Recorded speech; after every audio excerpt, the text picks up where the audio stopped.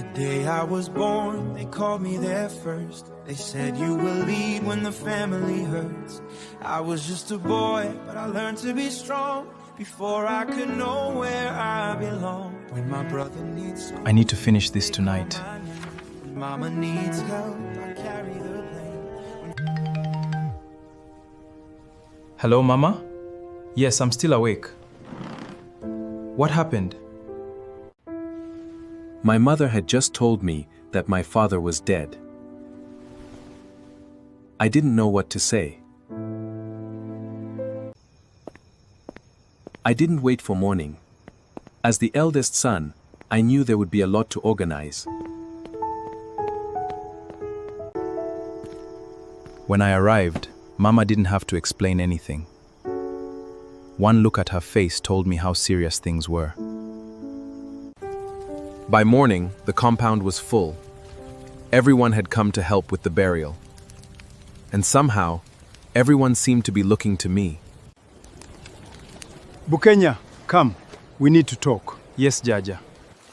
That was when I realized everyone expected me to take charge. Your father had some debts.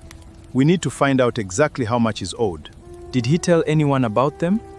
Not that we know of. What about Mama? Does she know how much he owed? We are still trying to find everything out. Then we need to make sure she isn't left with all of this.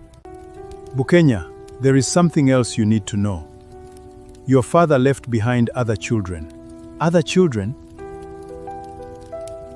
For the next 2 days, there were arrangements to make, people to call, food to prepare, and transport to organize. As the first son, I found myself involved in almost everything. We left for the village together. The journey was quiet. Everyone seemed lost in their own thoughts. We held a mass in my father's memory. It was the first time it really felt real. That day, we finally said goodbye to my father. I thought the hardest part was over. I was wrong. After everything was over, an emergency meeting was called in the village. None of us is in a position to take on your father's loans. We all have our own responsibilities. So what happens now? And there is something else, Bukenya. What is it, Senga? Your father's other families must also be taken care of. By who? You are his first son. But how many children are we talking about? 7 that we know of. And their mothers? 3. But if there are debts to clear, couldn't we sell part of the property first? That is not our concern. You will have to find a way to handle the debts. Then what about the money people contributed?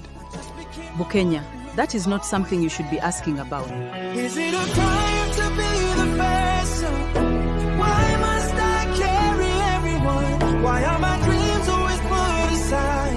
Who carries me when I cry inside? Is it a crime? Bukenya, what is going on? They said I have to take care of the loans my father's other families. What? They expect all that from you? They even want part of the property. Bukenya, that's too much. Bukenya, you're still at university. How are we supposed to carry all of that? I don't know, Bukenya. The loans alone are already too much. And now they expect us to take care of everyone else too? After everything Tata did for them, he paid their tuition and supported them for years. I know. The least they can do is help us clear some of the loan and look after the people Tata left behind. But instead, they want even the little property we have. How is Mama taking all this? I don't know, Bukenya. She is trying to be strong. Now, Bukenya, I don't even know where to start. I'm still in university. And now all these responsibilities fallen on us. Sometimes I ask myself, how am I going to manage all this? The days that followed were even harder. Some relatives began taking the little property that was left.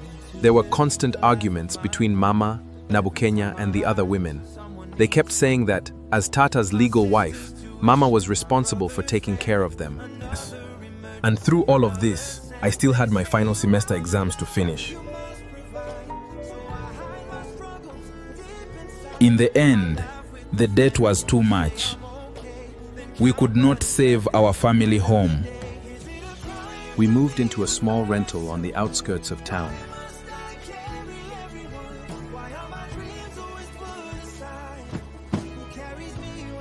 The stress had taken a toll on Mama. She became sick.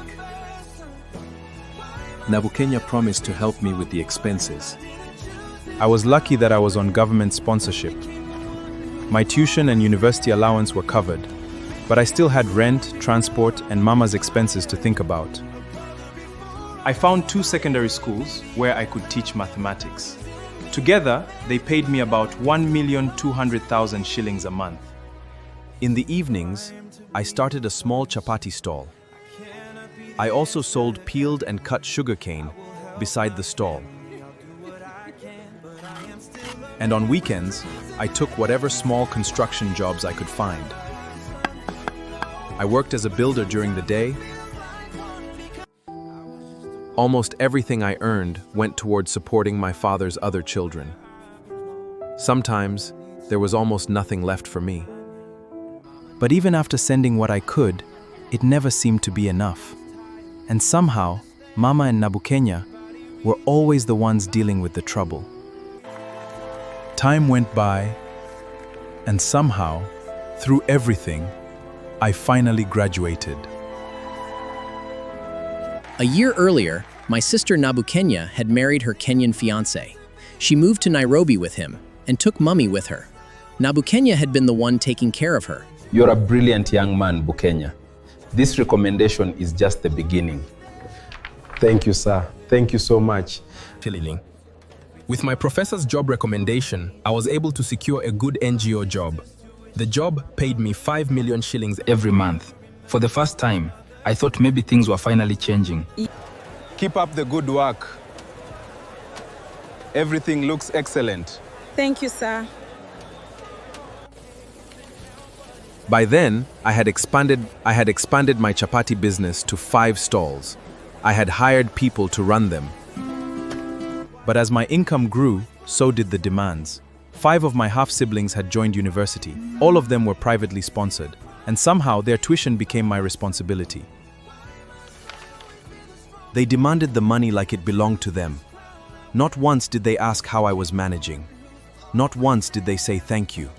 One day, while at home, I received a call that one of my half-brothers had gotten a girl pregnant. Hello? And somehow, the responsibility was already being pushed onto me.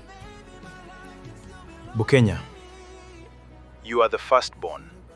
You have a business. You can help your brother. how do I break away from this? Every time I try to build my own life, another family problem becomes my responsibility. Bukenya, even without all that money you give them, they will survive. They will find a way. You cannot spend your whole life carrying another man's sins. If you don't break this cycle now, your children may inherit it too. Didn't Professor Kaiwa recommend you for that graduate assistant position in the United States? For 7 months, I quietly prepared to leave. Only Mama and Bukenya knew. Then finally, I traveled to the United States to start a new life. 4 years later, I had built my own assets, found my fiancé, and finally chose my own future. And I was finally free.